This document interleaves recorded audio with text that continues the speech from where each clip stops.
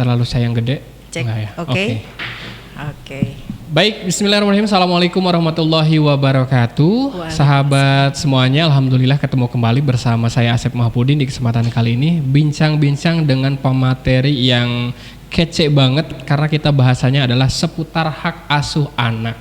Di samping saya sudah ada Bunda Erna, profilnya ada di sebelah kiri saya. Teman-teman semuanya, dan langsung kita akan sapa beliau. Halo, assalamualaikum Bunda. Waalaikumsalam Pak Cep. Baik, Bunda gimana, sehat kabarnya Bun ya? Alhamdulillah. Baik, kita ngobrol lagi nih Bun soal hukum anak di dalam keluarga, soal perlindungannya tentunya Bun ya. Bun, sebetulnya di dalam Islam ini sendiri atau agama Islam ya Bun ya, bagaimana sih Bun kedudukan seorang anak di mata agama Islam khususnya di keluarga gitu loh Bun? Oke, terima kasih Pak Cep. Sama-sama. Hari ini kita akan berbicara tentang perlindungan anak dalam keluarga ya, bahwa anak itu memiliki kedudukan yang sama di mata Allah ya. Oke, jadi ini anak ini kalau dalam Al-Quran itu disebutkan bahwa semuanya itu tidak ada perbedaan ya. Iya. Kemudian juga dalam hadis Nabi juga dikatakan bahwa anak ini merupakan makhluk yang suci, dan dia itu suci sampai betul-betul benar bicaranya, atau dalam arti kata mungkin sampai balig ya, gitu ya, sampai akhir balig. Jadi di sini karena anak ini merupakan anak yang suci, yang masih bersih, sehingga hak-hak anak ini perlu kita tanamkan, terutama di dalam keluarga. Ya. Seperti itu Pak. Baik. Nah Bun, kalau anak tentu kan akan lahir dari seorang ayah dan seorang ibu ya Bun ya. Betul. Nah sebetulnya kewajiban orang tua ini seperti apa sih Bun yang pasti dalam kewajiban terhadap anak itu sendiri? Bun? Kewajiban orang tua itu ada 3. Yang pertama menjaga tentang biologisnya, hak-hak kebutuhan biologisnya. Kemudian menjaga hubungan sosial anaknya. Dan yang ketiga merawat, melindungi dari sisi psikologisnya, gitu ya. Jadi tidak hanya biologis, hanya memberi makan minum saja, tetapi psikisnya nggak terjaga. Betul. Kemudian hubungan sosialnya tidak terjaga. Anak tidak ada kesempatan untuk bermain. Anak tidak ada kesempatan untuk bersosialisasi dengan temannya. Itu tentunya peran orang tua di sini, tanggung jawab orang tua, tugas orang tua memfasilitasi hak-hak anak tersebut. Betul Bun. Gitu. Kalau di dalam Islam sendiri Bun, hak anak itu diaturnya seperti apa sih Bun? Oke, hak anak itu menurut di ajaran Islam ya, bahwa anak itu berhak mendapatkan layanan pendidikan, berhak mendapatkan pengasuhan, berhak mendapatkan fasilitas kesehatan. Itu dan termasuk di dalam konvensi hak anak disebutkan hak-hak tersebut. Jadi keluarga itu ujung tombaknya, orang tua itu menjadi ujung tombak bagi perlindungan anak-anaknya. Betul Bun. Bun, kalau misalnya nih dalam satu buah ikatan keluarga itu ada yang meninggal, baik atau ibunya ataukah ayahnya, atau berpisah gitu ya Bun ya, bercerai seperti itu. Siapa sih yang lebih wajib merawat seorang anak atau mendidik anak itu Bun sebetulnya? Hak untuk pengasuhan tentunya ketika anak itu ditinggal oleh ayahnya, otomatis hak pengasuhan itu ada di ibu. Namun yang bertanggung jawab terhadap materinya itu adalah keluarga ayah, ahli waris keluarga dari ayah. Jadi betul-betul misalkannya kalau anaknya itu masih menyusui, berarti hak anak untuk memberi hak anak untuk kebutuhan asinya harus tercukupi, dan keluarga ayah itu harus menanggung gitu ya, harus menanggung biaya kepada ibunya si anak selama anak itu menyusui Pak Cep. Gitu. Nah kemudian yang kedua, sebelum anak itu balig atau mumayyiz, maka anak itu berada di dalam pengasuhan ibunya. Namun tetap biaya kehidupan itu dari keluarga ayah. Karena pengasuhan di ibu dan pembiayaan dari keluarga ayah. Itu berdasarkan hukum Islam. Dan memang di Indonesia ini kita subhanallah ya, punya hukum itu tidak hanya yang melindungi kita secara undang-undang negara, tetapi juga jelas dalam undang-undang perkawinan, dalam kompilasi hukum Islam juga di sana dijelaskan bahwa ada beberapa pasal, kalau nggak salah 104, 105, 106 kompilasi hukum Islam itu semuanya membahas tentang hak anak dalam keluarga. Wah, banyak Dari juga. mulai anak itu ketika menyusui gitu ya, 2 tahun pertama itu ya kewajiban ayah untuk memberikan kehidupan yang cukup untuk si ibu dan si anak.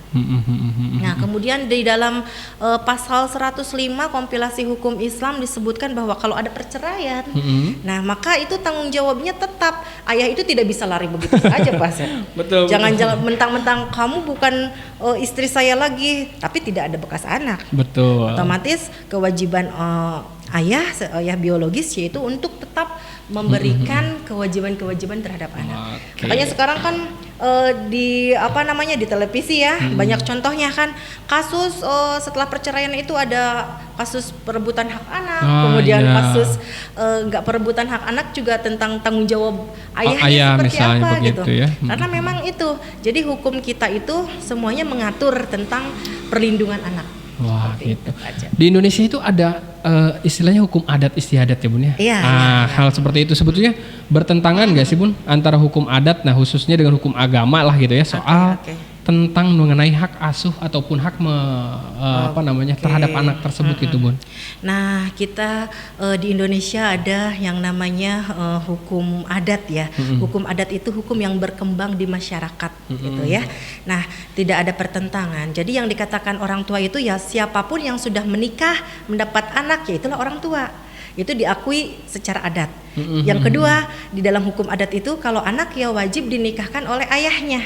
Diwalikan oleh ayahnya, betul, gitu ya. Itu hukum adat, tetapi itu secara agama juga ada diatur hukum agama, seperti itu. Seperti apalagi itu. Perempuan ya Bun ya. Apalagi perempuan gitu. Betul. Dan yang ketiga hasil dari anak perceraian tetap menjadi dan yang ketiga itu seorang ayah itu tidak boleh melakukan hubungan suami istri dengan anaknya. Betul. Itu di hukum adat kita udah fatal sekali kalau ada ayah melakukan hubungan suami istri dengan anaknya.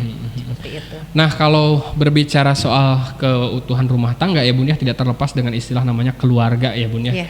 Nah, sebetulnya fungsi dan tugas pokok sebuah keluarga terhadap kaitan dengan anak itu apa sih Bun, kalau boleh di-sharingkan? Ya itu ya, tadi fungsinya keluarga itu menjadi benteng pertama dalam perkembangan biologis anak. Yang kedua, benteng pertama untuk mengajarkan sosial anak. Yang ketiga, benteng pertama dalam memberikan apeksi atau perlindungan secara dini terhadap anak. Kalau keluarga sudah tidak bisa memberikan fungsi tersebut, ya hancurlah anak kita. Betul. Seperti itu. Nah, berbicara soal fungsi keluarga yang tadi Bunda sampaikan gitu ya. Ini ada 3 fungsi katanya keluarga yang terkait dengan perlindungan anak ya Bun ya. Nah, apa yang tadi disebutkan bisa agak sedikit perjelas nggak Bun, fungsi-fungsinya dari yang tadi disampaikan soal fungsi keluarga terkait dengan perlindungan anak tadi sih Bun? Misalkannya fungsi biologis, orang tua itu memiliki kewajiban untuk tidak hanya memberikan makan tapi mendidik, memberikan kesehatan gitu ya, dan juga memberikan menentukan layanan pendidikan yang pas untuk anak.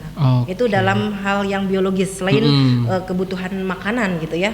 Kemudian yang kedua, layanan sosial. Orang tua yang mengenalkan anak kepada lingkungan setelah lingkungan keluarga. Dan yang ketiga, memberikan apeksi atau perlindungan dari segala bentuk kekerasan terhadap anak. Oke. Berarti ini terkait sekali dengan soal peranan keluarga ya Bun ya. Betul. Dalam hal ketika perlindungan terhadap anak dan sebagainya gitu ya Bun ya. Sebetulnya kalau keluarga sendiri punya peran apa Bun dalam hal melindungi anak tadi gitu loh? Banyak sekali ya peran orang tua atau peran keluarga terhadap perlindungan anak. Karena jangan salah, sekarang itu yang melakukan kekerasan itu terkadang orang yang lebih dekat dengan anak. Betul. Ya. Tidak orang tua, tapi bisa ART, bisa supir, bisa guru gitu ya. Nah, di sini peran orang tua untuk memberikan benteng pertama terhadap anak dengan cara apa? Yang pertama mungkin mengedukasi bahwa mana yang boleh dipegang dan mana yang tidak boleh dipegang. Yang kedua, apa yang boleh dilakukan oleh orang dewasa terhadap anak dan apa yang tidak boleh dilakukan orang dewasa terhadap dirinya. Oke. Peran-peran pencegahan mungkin ya. Peran pencegahan lebih utamanya ya Bun ya. Betul, nah betul. kalau ada kekaitan ataupun kegiatan yang keluarga terdekatnya justru lebih menjadi ancaman gitu Bun, istilah kekerasan seperti itu. Gimana sih Bun cara nanggapinya gitu kalau misalnya lah kan ada tetangga atau siapa gitu. Kadang misalkannya orang tua nih yang melakukan kekerasan terhadap anak, apa yang harus kita lakukan? Nah, betul. kita sebagai keluarga besar misalkannya ya melihat ada kekerasan seperti itu, atau kita sebagai tetangga atau masyarakat melihat ada kekerasan dalam keluarga, sudah selayaknya secepatnya kita melaporkan kepada pihak-pihak yang berwenang. Siapakah itu? Mungkin kalau di desa mungkin bisa ke aparat desa, atau di desa itu mungkin ada bagian perlindungan perempuan dan anak gitu ya. Atau secara lebih jauh mungkin bisa mendatangi dinas perlindungan pemberdayaan hak anak atau Kabin PPA gitu ya. Dinas PPA Dinas PPA yang memang tujuannya, fungsi utamanya itu untuk melindungi anak-anak dari kekerasan. Seperti itu Pak Acep. Terakhir Bun, supaya tidak terjadi kekerasan, langkah preventif apa sih untuk mencegah hal tersebut gitu loh Bun? Untuk langkah pencegahan, yang pertama edukasi anak sejak dini, apa yang boleh dan apa yang tidak boleh dilakukan khususnya dalam penyimpangan, ya. Kemudian yang kedua kita mengkondisikan lingkungan anak. Ya, mengkondisikan lingkungan anak supaya anak itu betul-betul aman berada di lingkungan yang pas gitu ya, terutama misalnya di sekolah harus betul-betul kita memilihkan sekolah yang ramah anak, tidak ada bullying di sana dan tidak ada kekerasan di sana. Mungkin itu ya peran-peran yang bisa dilakukan oleh orang tua. Oke, Bun, barangkali ada hal terakhir yang bisa kita sampaikan di kesimpulan perlindungan hak anak dalam keluarga ini, Bun. Bahwa keluarga itu berpotensi menjadi salah satu faktor atau salah satu hal yang melakukan tindakan kekerasan terhadap anak. Ya, berpotensi karena kita mau tidak mau, suka tidak suka melihat ekonomi saat ini sudah sangat sulit. Orang tua yang tidak teredukasi mungkin akan melampiaskan, meluapkan emosi dan kekesalannya terhadap anak. Oleh karena itu, kita harus sadar hukum, kita harus mengerti bahwa anak memiliki hak yang paling asasi, yaitu hak untuk hidup dan bahagia tanpa adanya diskriminasi. Mungkin itu Pak. Mudah-mudahan ke depan di Indonesia semakin tidak ada kekerasan terhadap anak ya Bun ya, baik itu ke keluarga, baik itu ke istri dan sebagainya. Baik Bun, pertanyaan terakhir sudah saya sampaikan. Terima kasih banyak atas waktunya Bun ya. Terima kasih. Nanti kita kembali di perbincangan kita yang lain teman-teman. Kita pamit undur diri dulu. Terima kasih banyak atas kebersamaannya. Mudah-mudahan ada manfaat yang bisa kita sampaikan. Assalamualaikum warahmatullahi wabarakatuh.